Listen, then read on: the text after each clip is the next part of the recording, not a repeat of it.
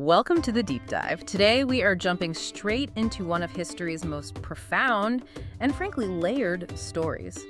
The celebrated meeting between Prophet Solomon or Sulayman and the Queen of Sheba. Who is known in the scriptural tradition as Bilqis. Exactly. And we have a pretty deep stack of sources for this one. Oh, absolutely. We're looking at everything from the Quran's Surah An-Naml, which gives us the most detailed account, to archaeological evidence from the Iron Age, and even modern physics. Right. So our mission today is to really extract the core knowledge, look at the historical context, and then force the incredible claims of the narrative to collide head-on with contemporary science. And it's so much more than just a diplomatic visit. It really is. The story is built around this central, fascinating conflict. You have a powerful, wealthy queen who represents the worship of the sun, the ultimate material object.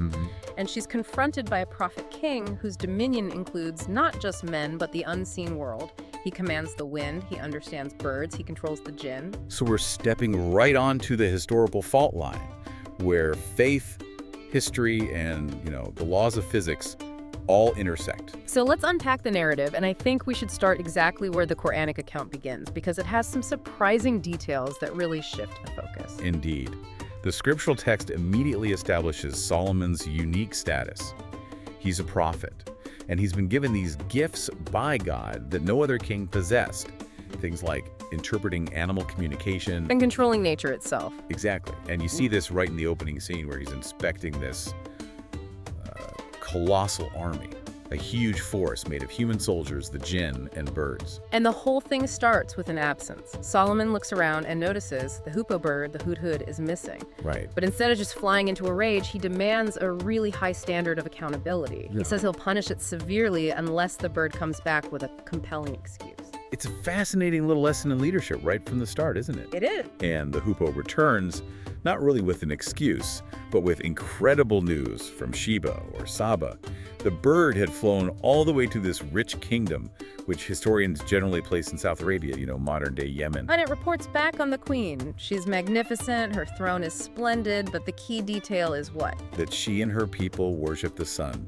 It's a profound form of idolatry, of materialism. So Solomon sends the hoopoe back with a letter, basically inviting her to abandon sun worship and submit to the one God. And the queen, she's advised by this pretty rash military council. They're ready for a fight. But she recognizes the danger. She chooses a much cleverer route, diplomacy. She sends these lavish gifts, which are essentially a test, right?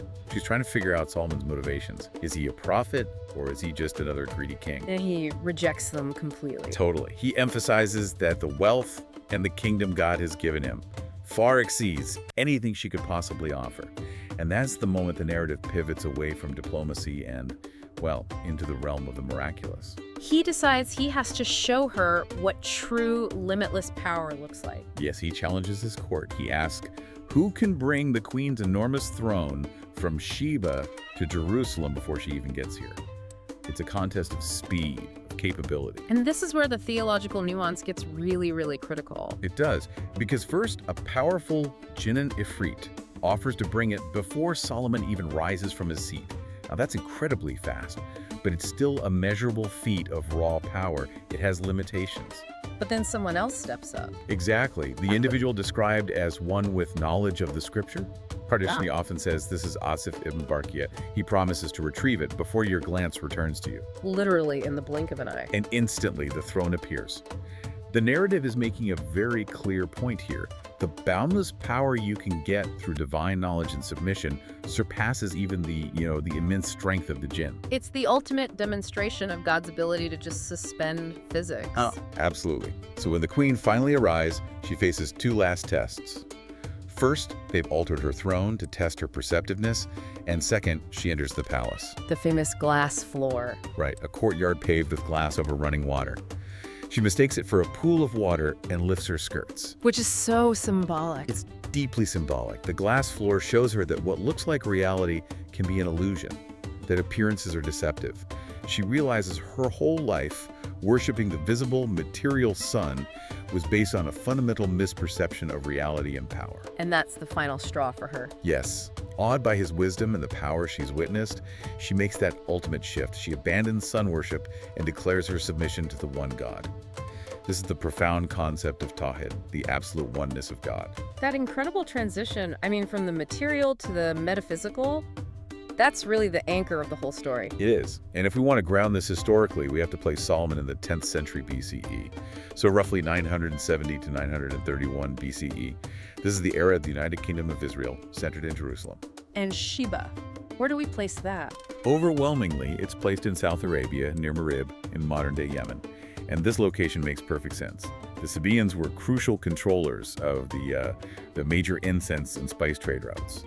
So they would have had contact with the Levant. Absolutely. Now, when we get into the archaeology, you immediately hit this conflict between what they call the minimalists and the maximalists. Okay, what's the difference? Well, the minimalists argue that the archaeological evidence for a vast, wealthy Israelite empire in the 10th century BCE is surprisingly thin. They'd suggest Solomon was maybe a powerful local chieftain, not the ruler of a huge state. Which would raise some questions, wouldn't it? If he's just a local chieftain, why would this powerful queen travel hundreds of miles to visit him? It does. It suggests the meeting, if it happened, it might have been less symmetrical than the stories say. But the maximalists counter this. They point to pretty compelling evidence of centralized administration. Like the Solomon's Gates. Exactly. These similar monumental fortifications, found at key sites like Gezer, Hazor, and Megiddo, they suggest a major synchronized building project, which is typical of a powerful, unified kingdom. And we do have non-scriptural proof of the dynasty itself, right? That helps ground the whole timeline. We do. The Tel Dan stele, discovered in the 90s, dates to the 9th century BCE, so just after Solomon. It provides the earliest historical evidence outside the Bible for the House of David dynasty. So the royal house existed, the scope is just debated. Precisely. And the kingdom of Sabra itself is historically solid. Okay. I mean, it's extremely well attested archaeologically, especially from the 8th century BCE onward. We found evidence of their immense wealth, their engineering, like the famous Marib Dam system. So a rich, sophisticated trade power definitely existed in the right region. Which makes the visit of a queen highly plausible, at least within the geopolitical context, even if you set aside the miracle. Now, what I find fascinating is how this story survives across different cultures. And when you look at it through the lens of comparative religion, the supernatural elements, the ones that aren't in the canonical Bible, they pop up in earlier Jewish folklore. It's an unavoidable convergence. The canonical Bible in 1 Kings 10 is purely historical, diplomatic. It focuses on wisdom, trade, mutual respect. No talking birds, no teleporting thrones. None of that.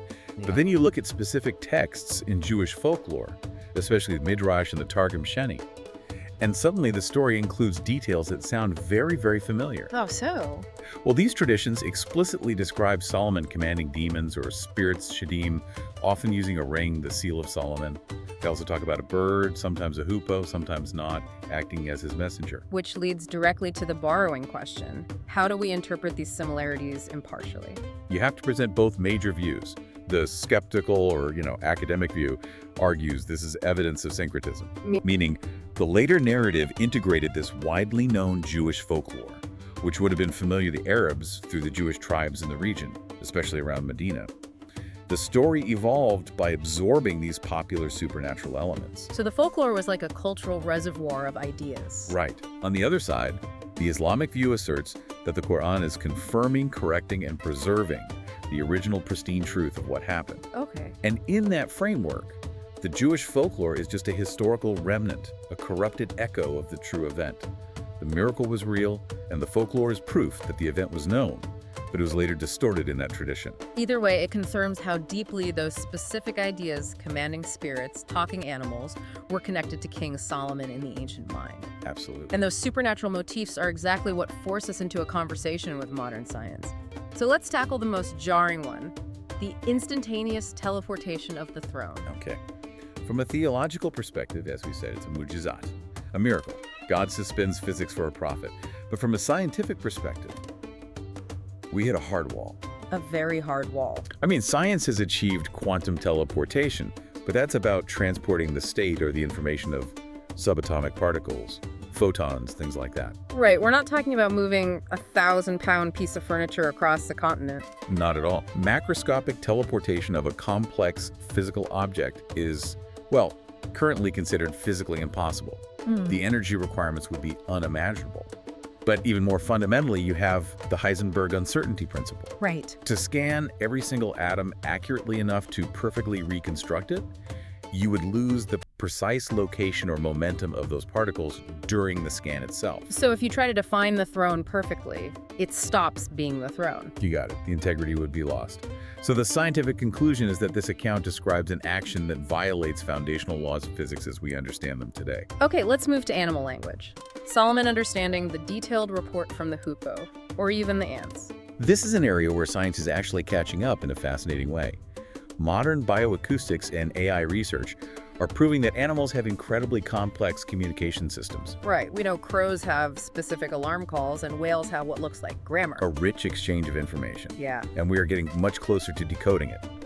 Researchers are using AI to analyze the patterns in bat squeaks, whale clicks, trying to translate complex intent. So the miracle might not be that the hoopoe used human language.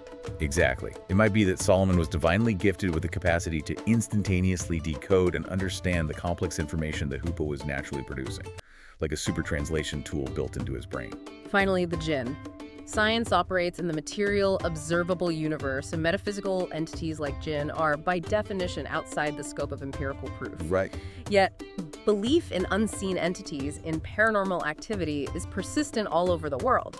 And this is where science meets psychology in a really interesting way. Skeptical explanations for what people perceive as hauntings often involve verifiable physical factors. Take infrasound, for example. These are sound frequencies that are too low for us to hear. Exactly, below 20 hertz. They can be produced by wind, by machinery, even large fans. And because our bodies resonate at certain frequencies, infrasound can physically vibrate our organs. And what does that do to a person? It can induce really profound psychological effects, a sense of dread, anxiety, chest pressure, even visual hallucinations. People feel a presence because their own body is being physically distressed by the environment. And what about that feeling of being watched?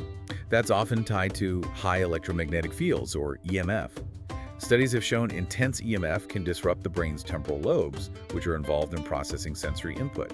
This can trigger a really strong, pervasive feeling of being observed. So it's the brain misinterpreting signals because of outside interference. Yes. And underpinning all of this is the psychology of belief. We know that perceptual set and confirmation bias are powerful drivers. If you believe a house is haunted, your brain is actively primed to interpret every shadow, every creak, as confirmation. So after running this entire story through all these different filters, history, tradition, science, we have to ask, what is the ultimate purpose? Why is this story told? Well, theologically, the purpose is clear. It is a powerful assertion of Tawhid. The entire plot is designed to move the queen from worshiping the material sun to the unseen creator. And it serves as a perfect lesson in prophetic leadership. Solomon has this immense world-beating power, but the narrative repeatedly frames him as a humble slave of God. His success leads to gratitude, not arrogance. Which brings us to the universal lessons. Yay. The ones that survive all the tests of history and science, and are acceptable across all frameworks. First, the lesson of verification of news. Solomon didn't immediately punish the hoopoe. He demonstrated critical thinking. He demanded, "We shall see if you are truthful." In an age of information overload that is so vital, check the facts before you act on impulse. Second, diplomacy over force. The Queen of Sheba's advisors pushed for a rash war, but she chose dialogue. She chose caution. And her wise choice saved her nation from ruin. Proving that intelligent dialogue is almost always the superior leadership choice. And finally, humility and power. When that throne arrived instantly, Solomon's response wasn't pride, it was immediate public gratitude. He knew where the power came from. A lesson that transcends any century.